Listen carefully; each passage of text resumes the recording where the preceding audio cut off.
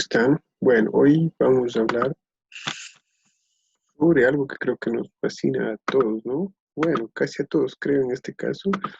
Vamos a hablar de los relatos de terror. ¿Qué es un relato? Contar una historia, contar un cuento, contar algo que nos produzca miedo, ¿no es cierto? Algo que nos produzca una sensación extraña.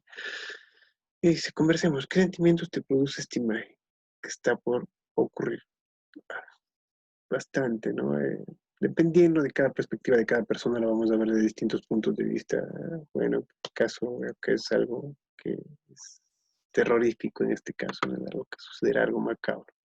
Entonces, a eso se refieren los relatos de terror. Contar una historia de terror que produzca miedo. Recordemos que el relato de terror es un género literario narrativo que busca provocar el escalofrío, la inquietud, la angustia en el lector al cual enfrentarlo con situaciones inesperadas, increíbles, extrañas, sobrenaturales. Puede basarse en hechos reales o imaginarios, ser una combinación de ambos. Sí, de hecho los relatos de terror son una combinación de esto, de juntar, de fusionar estos dos tipos, ¿no? de imaginaciones. Tanto pueden ser situaciones verdaderas o como situaciones imaginarias.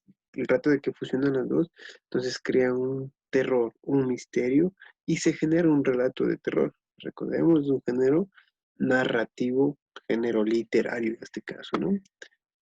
El resorte del miedo en el relato del terror eh,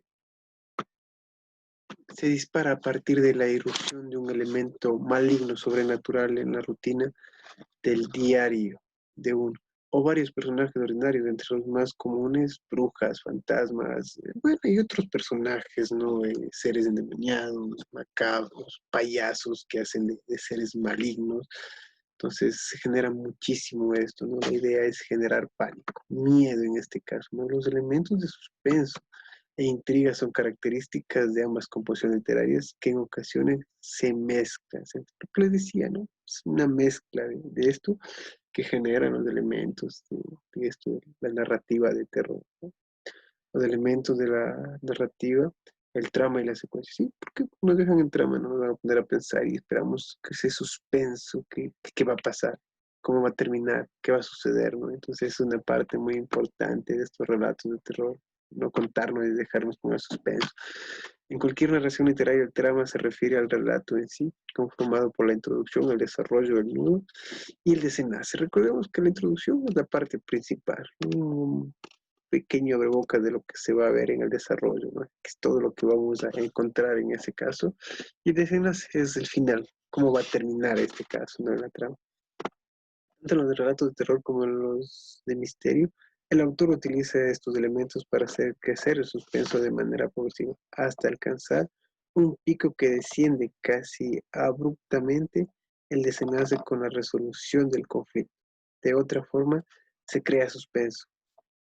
Es comenzar por una descripción minuciosa, una situación normal, verosímil para ir aumentando la velocidad de la introducción, nuevos hechos en las secuencias que se va asesinando de la expectación. En algunos casos se altera el trama comenzando por la acción directa, sin introducir personajes ni la esencia, ¿no? En este caso recordar que los personajes, en este caso, eh, los personajes principales serán eh, quien realice la trama, ¿no es cierto? En este caso, y quien sea el personaje maligno o malicioso, los personajes en este caso que tenemos de Stephen King, It.